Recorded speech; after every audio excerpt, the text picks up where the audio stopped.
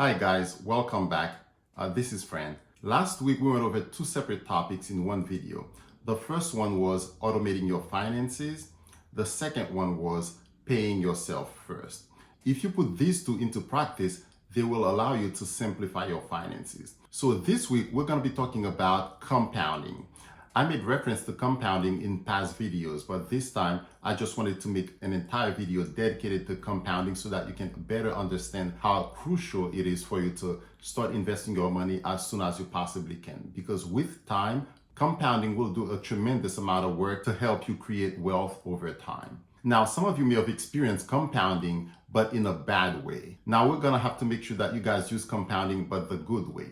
And what did I mean by the bad way? So if you currently have credit card debt and you are unable to pay off the balance in full every month, what happens is you're paying the minimum payment, but there's a balance that carries from month to month. If you have any amount of debt on your credit cards, you've experienced compounding interest, but it's not to your advantage. It's to the bank's advantage. Compounding helps you tremendously on either side.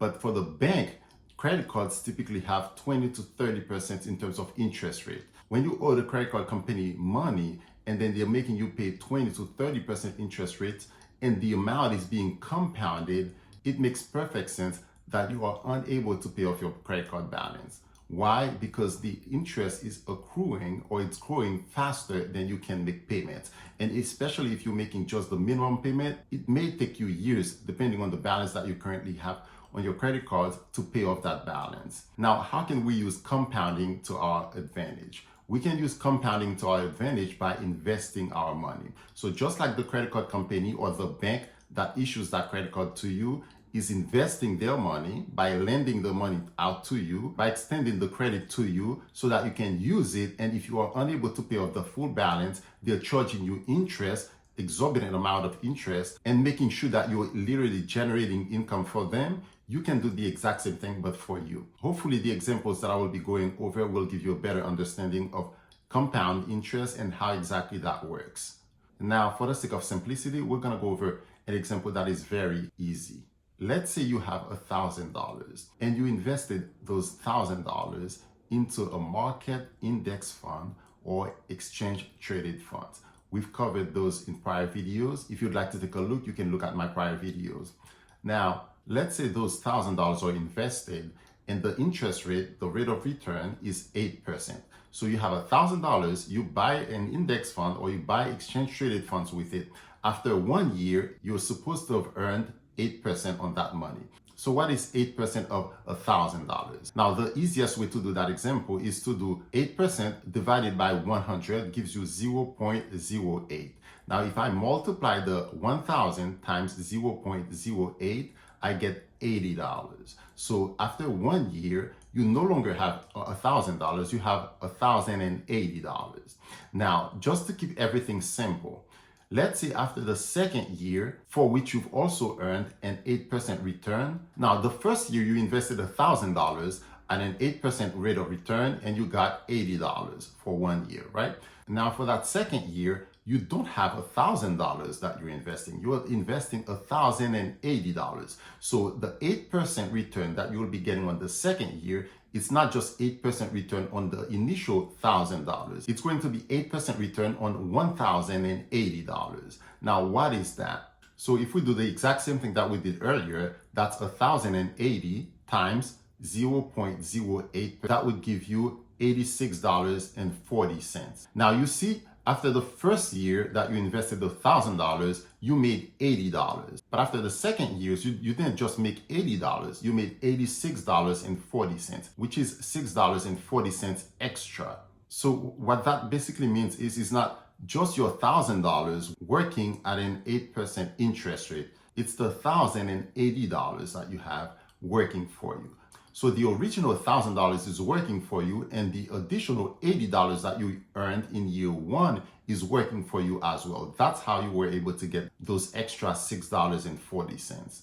Now let's continue on. The third year, just for the sake of simplicity, we're going to keep the interest rate also at 8%. Now, in terms of earnings, for the rate of return of 8%, we have year one, $80, year two, $86.40. So now we're at a total $1,166.40. And once again, we're going to use an 8% interest rate. After the third year, for which you had an 8% interest rate, the amount of money that you will have earned will not be $80 like the first year.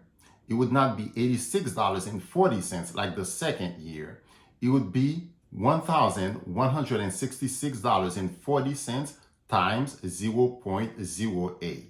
Now, for the third year, you would have earned $93.31. So it's not just $80 like the first year or $86.40 like the second year. Now we're up to $93.31. You see how these earnings are compounding over time. It's not the original $1,000 making money for you. After the third year's earnings of $93.31, we're up to total earnings of $259.71. That's adding the earnings for year one, adding that to the earnings for year two, and adding that to the earnings for year three. Do you see how every single year your initial $1,000 invested is leading to you making more and more money? And this is just 3 years. Now, of course, if you invest in the stock market, it's not always going to be 8%. It can vary greatly. It can go as high as 31% in a year, or it can go into the negative, let's say minus 10% in a year. But over time, if you're investing consistently and you're buying ETFs, exchange traded funds, or index funds, for example, consistently, over time, it will get to a certain point where your $1,000 will keep on making money, and the earnings, the growth will be accelerating exponentially. This is the beauty of compounding interest. Now, we're just doing that with $1,000. Now, imagine if, let's say, by the age of 30, I was able to come up with $50,000 or $100,000, and this same rate of returns applied to the $100,000 invested, instead of the $1,000 leading to $1,259.71, I would have $100,000, which is now $125,971. So over the course of 3 years, having invested $100,000 in index funds, I would have made $25,971 in earnings for doing absolutely nothing. Some people in the US make $25,971 barely getting by for an entire year. Now imagine the type of work that they must have done to earn $25,971 in 1 year. Because someone has $100,000 and they've invested that money for doing absolutely nothing, purely passively, they've just made $25,971. Now, if you continue over 5 years, 10 years, 20 years, or 25 years, you don't just have $100,000. Assuming the same 8% rate of return, over 25 years, you would have not $100,000, but $684,847.52. Yes, you heard that right. $684,847.52. The first $100,000 that you initially invested, once again, provided that you have an average rate of return of 8% compounded annually, would result in that amount.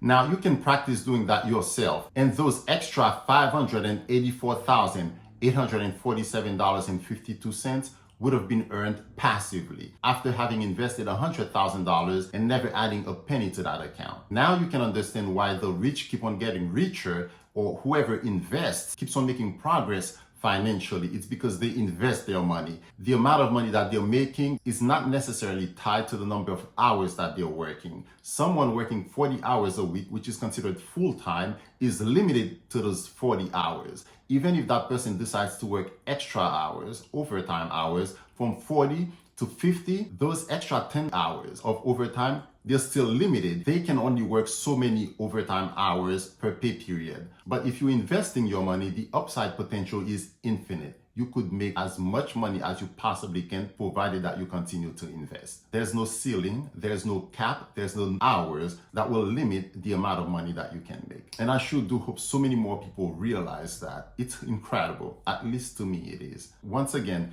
if you want to play with your own numbers, run your own calculations, you can always go to investor.gov. That's investor.gov. And you can go to financial tools and calculators, and then you can go to compound interest calculator to plug in your own numbers. Now, of course, the average person does not have $100,000 laying around, right? But that's why it's vital that you start investing and that you start investing as early as you possibly can.